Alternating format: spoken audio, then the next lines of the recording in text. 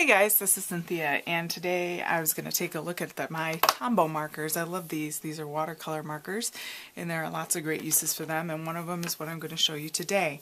We're going to do something similar to this type of thing, so basically a watercolor wash, and then we're going to do a little bit of embossing on top of that. So anyway, I've got some watercolor paper, some glitter. Our whole world, my son says glitter is litter. We've got some watercolor paper cut to a standard A2 size, 5.5 by 4.25, and it's not the most expensive watercolor paper in the world, but it's thick enough to do a great job with these. So basically I've got my markers, so a watercolor brush. I'm going to use 3 colors, and we're going to get going.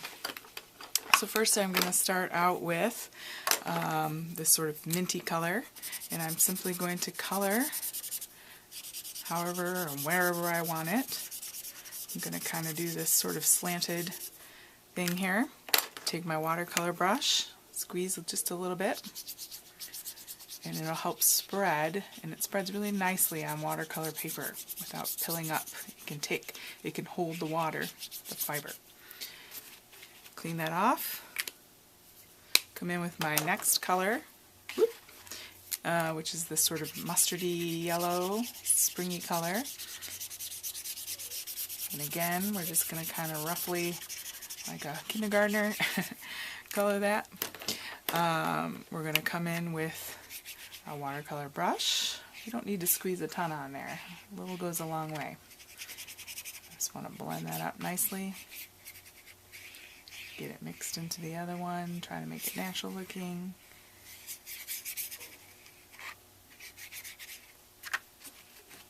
Clean that off. I'm actually going to come in.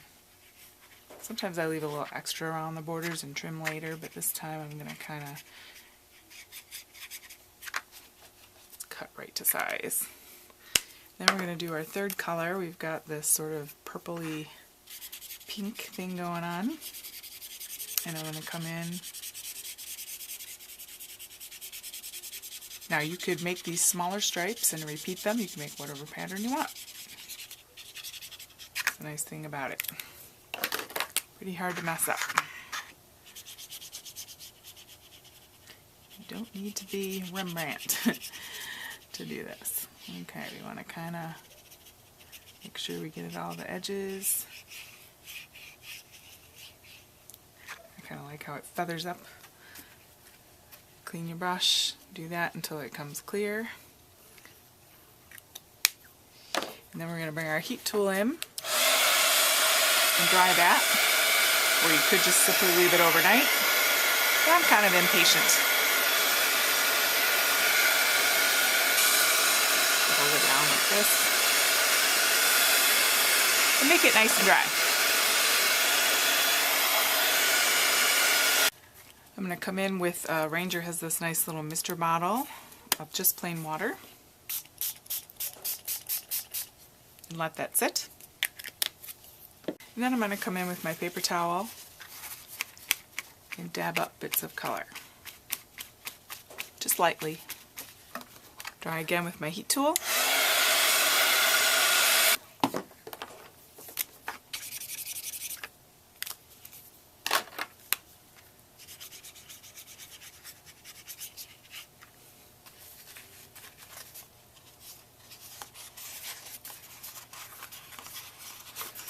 Alright, we want that nice and dry before we do our embossing. I'm going to come in here with my little embossing buddy. Kind of gets a little powder on there so the stuff doesn't stick. Also going to put a little sheet under there. And I have some Zing embossing powder in black glitter finish. Versamark watercolor stamp pad. It's nice sticky ink. And we have our sentiment, Spring Blessings with a Bird, that I got from this stamp set that I can't remember who made, because I threw away the packaging. Woo! My oh my. Okay. Get it nice and sticky. Figure out where we want that. Press and hold. While that's wet, come in nice, gotta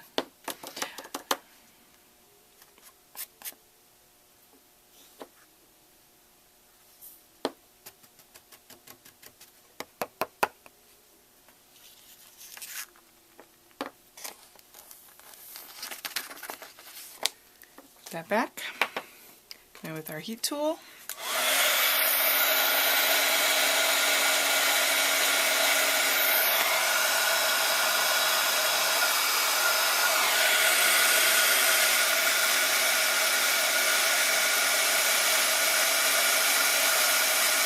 Just like so. And this I've already trimmed. Sometimes, like I said, I make it a little bigger and trim it. We've got just some cardstock that I've cut double the size this way, and then the correct width, and then I've scored it, and then I folded with my bone folder. And because this is watercolor paper, I like to use something that is very, very sticky. I like the score tape. It's very strong, so I'm just going to cut sort of a couple strips off of that.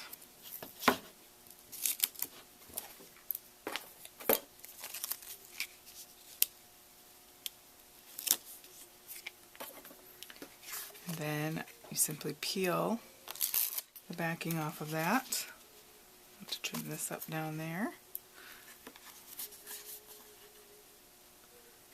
Alright, and then you do it, make sure it's the proper direction. And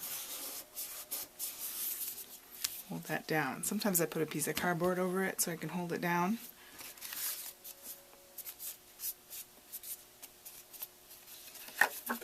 Then it's just a quickie card. Now there are certainly more elaborate things you can do with this, and you know, better job with everything else, but it is possible to make. I just wanted to show that you can make these quick little watercolor backgrounds. You could also cut die cuts out of here, like a heart, and then it would have the variegated colors in a heart shape or whatever. There's lots of things you can do with a piece of watercolor paper and a watercolor brush, and or a regular paintbrush with a cup of water, and these Tombow watercolor markers. So there you have it. Thanks a lot, guys. See you next time.